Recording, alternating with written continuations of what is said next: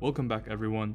Post Totem Nerf, we're back with Electro Dragons, and I've made some slight but important changes to my previous popular army composition. And today we're gonna go over why I made these changes, as well as all of my live Legend League attacks. That's right, guys. I'm going to do all of my attacks for today live, using this army and just commentating and talking about my thoughts on the update, the Dragon Duke, and the overall direction of the game. So here is my new army composition, and you can see I've added another freeze in place of the skeleton spell and a poison in place of a totem spell. And the reason I replaced the skeleton spell is because the Maltese got a new level, as well as the fire spitters. There are just more splash things, right? The Maltese and the fire spitters being two of the most dangerous defenses to EDrags that got a new level. So I think the second freeze is justifiable here. Now we'll find out today together if I'm correct. But so far in FCs, this has turned out to be working fairly well for me.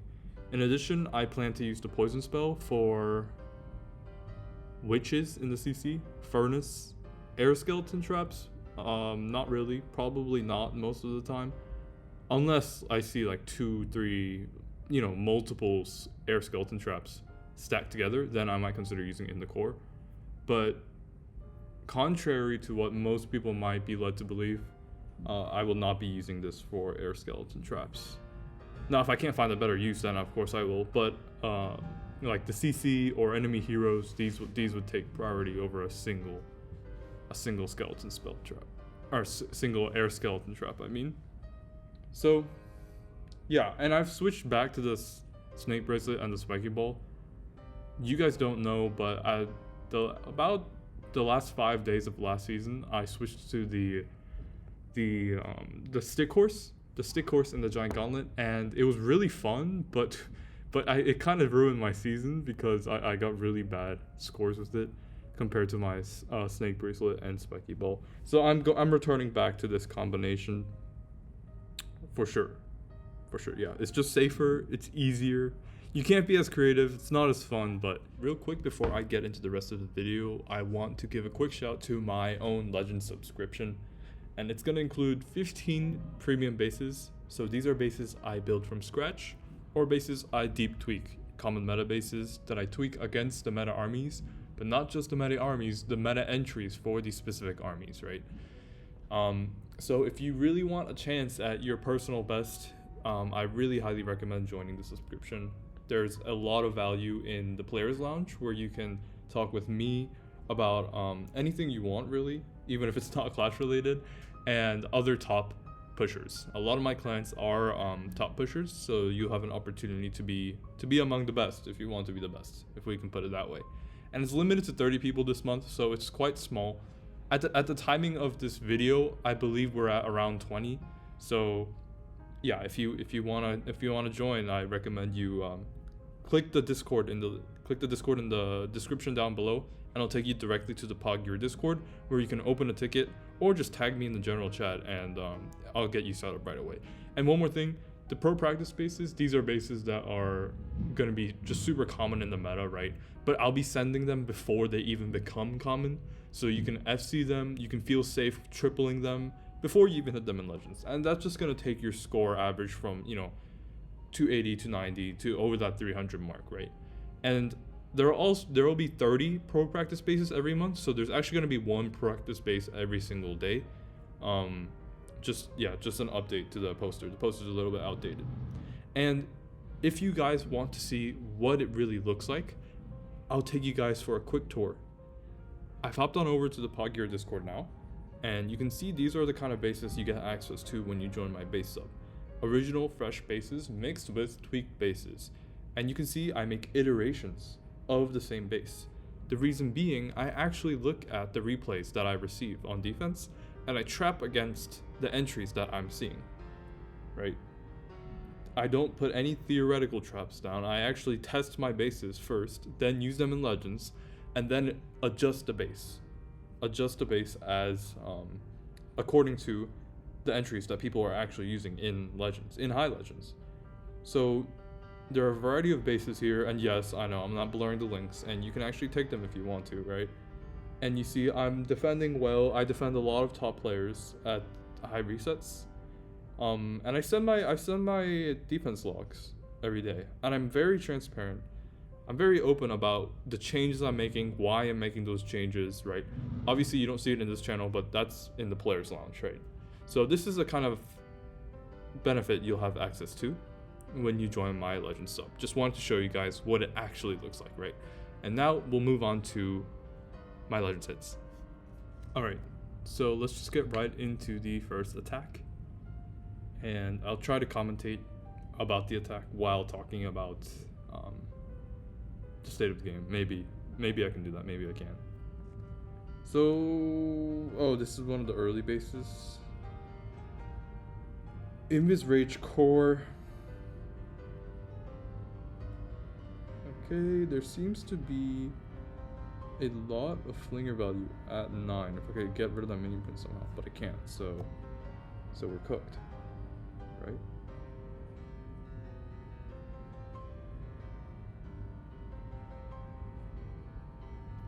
So I'm just gonna keep it simple here because there's a lot of value for an E-Dragon here since there are no air targeting defenses.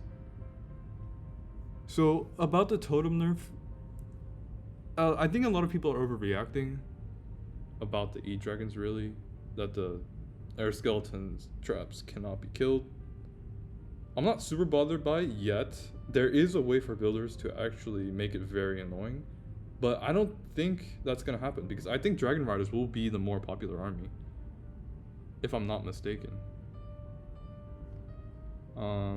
Yeah, I do believe Dragon Riders will be more popular. Okay, is this baited? Well,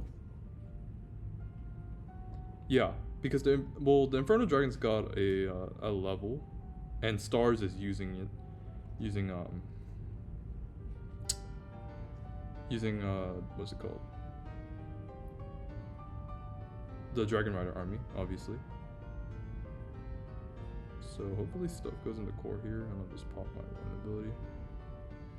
So here's a nice opportunity to use the poison for the furnace, and then we'll start popping totems.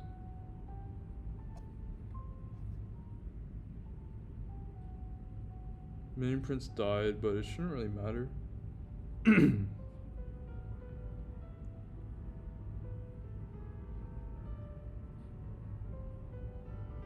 Yeah, I got kind of used to using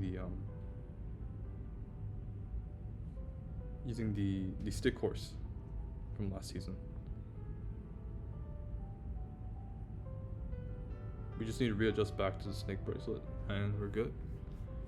So the Dragon Duke. Oh yeah, that's what I wanted to talk about. The Dragon Duke. I don't know how well it'll synergize with the E-Dragons.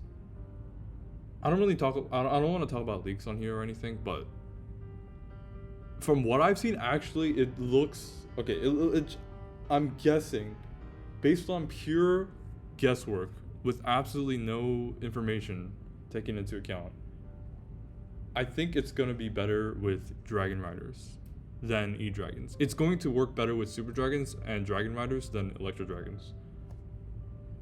From what I know. Or from what I'm guessing, actually. That's what I meant. Because you don't want to steal chains from the Electro Dragons. Like, we already have enough. The Mini Prince itself already steals so many chains from the Electro Dragons that if you added a second air hero into the mix with the Electro Dragons, so many Electro Dragons would become useless because they're just too slow, right?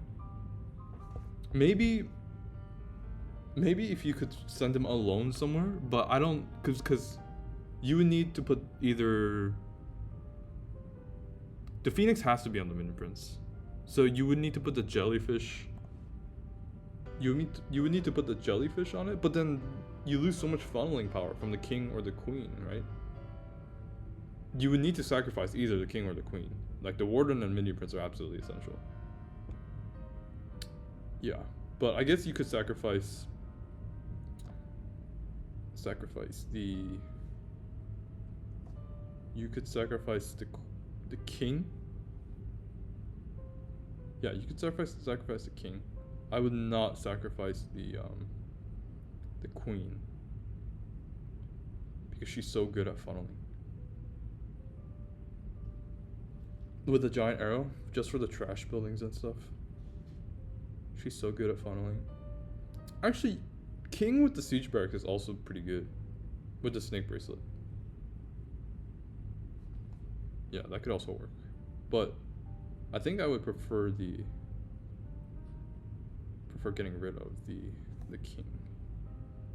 So we're just gonna poison that totem. Okay, ice golems got pulled, but it already happened. What can you do, right?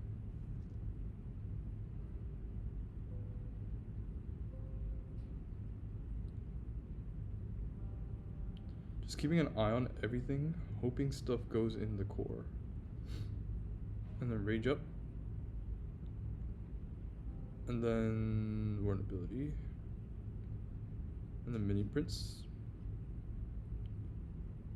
So dragon should go off to the right.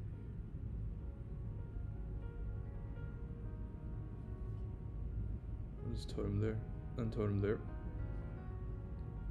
And yeah, this is an old base, very old base. But it's, as you can see, it's not a good base against EDrags. Yeah, I'm curious to see how the base meta will change. But I'll keep you guys updated here. I'll obviously share my most recent army comps. Actually, alright, next hits. Meta. It's pretty meta. Pretty meta. We're definitely gonna go into one of the rage towers for sure. Let me see. Yeah, I think we can get a good flinger here. And actually, one of the perks of having a poison spell is I can send my heroes more confidently into the CC now. So this should be a good flinger. And then I'll just put my heroes at 3 and spam between. Yep, that's it. So this season in Legends, I believe the average offense will go up. Yeah, I think it's gonna go up. So it's unfortunately gonna be even worse than last season for defending, which is definitely another reason you should join my subscription. But I don't know about the earthquake spell tower. I don't think it's gonna be that bad, actually. I think it's gonna have its uses, especially rage earthquake bases. I think that's gonna be the most common combination. I don't really see an earthquake poison being useful in any way. But yeah, I mean, if it's bad enough though, Supercell will just rework it. I fully believe that they will rework it if it's not being used at all. So that's a good thing, right? Okay. Let me just focus right here. Rage up as we go in. And then yeah, I guess we'll save the minion prince ability for the back end.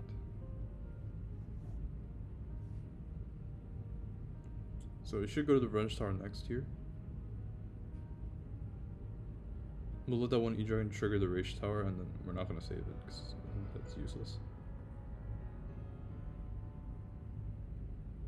Yeah, that turned out to be a great flinger. We get a lot of value.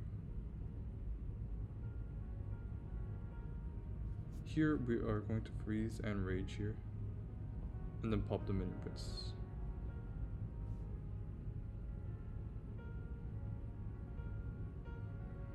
Right.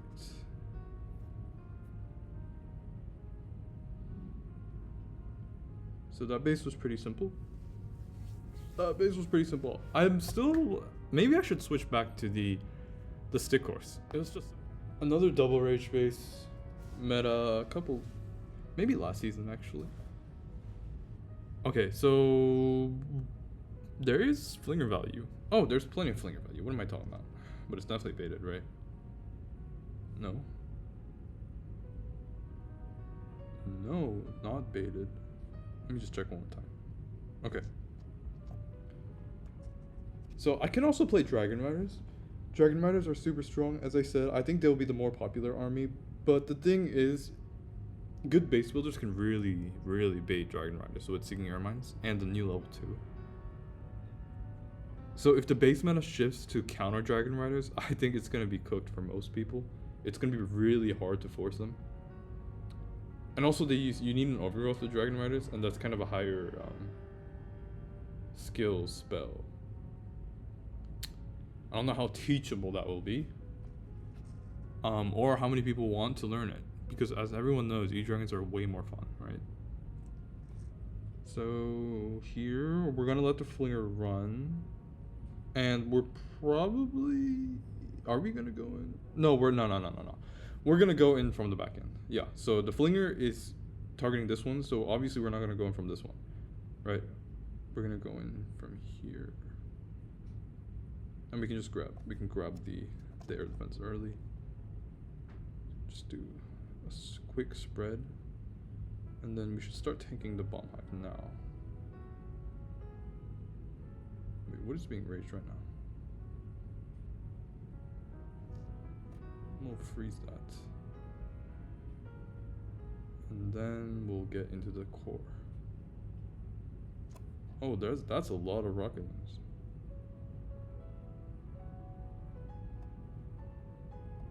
And then we'll just rage here.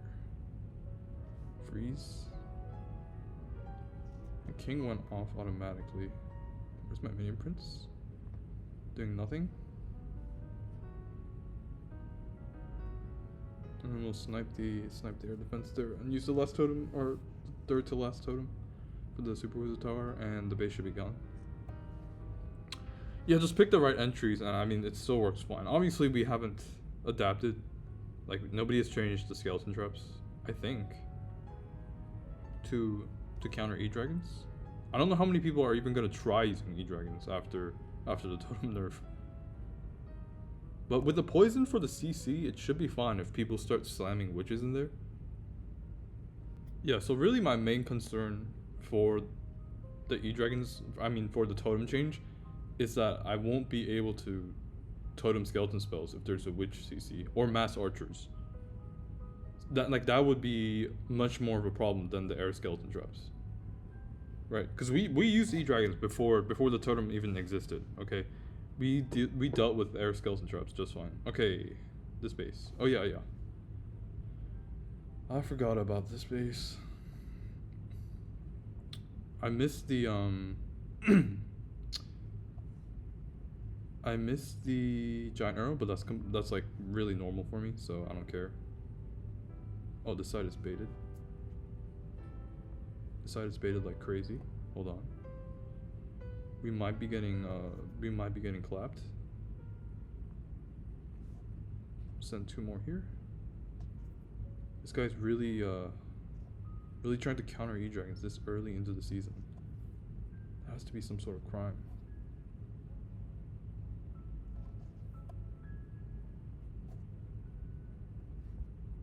We'll pop the king, just get rid of the air defenses. And then we'll pop this here. My queen is in the core, so that should be fine. And then we'll rage the minion prince. Yeah, but there you saw it. There were a bunch of skeleton traps, right? But it didn't really matter. It's a slight hindrance, but nothing game changing in my opinion. At least on a base like this. I can think of a situation where it would be game changing, but I'm not gonna say it in this video because I don't want people to start building like that, obviously. Right. Alright. Let's go to another hit. Alright, so another popular base. And if you guys were wondering about the thumbnail, like why it's so bad, it's because I got bored of my old thumbnail and I'm not a graphic designer by any means. I just slammed everything together in Canva using the Supercell fan kits. What do I usually do on this base? I think I just go for this, right? And then I break here. I just break there for just give the queen access to the long shot. And then we'll baby dragon here.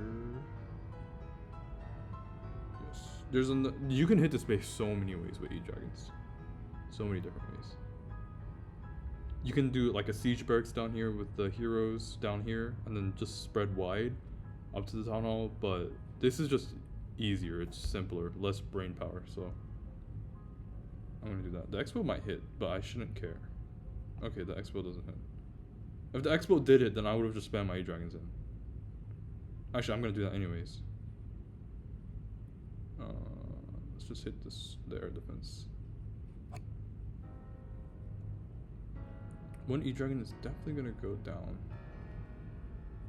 We'll send the king now. And we'll rage up to where the E-Dragons are going to go. Get some nice chains off that defensive king. And here, we can shoot a horrible minion prince ability. That was horrible. But it should not matter. My queen died, which is also horrible. But there's so many chains here that I don't think it's gonna matter.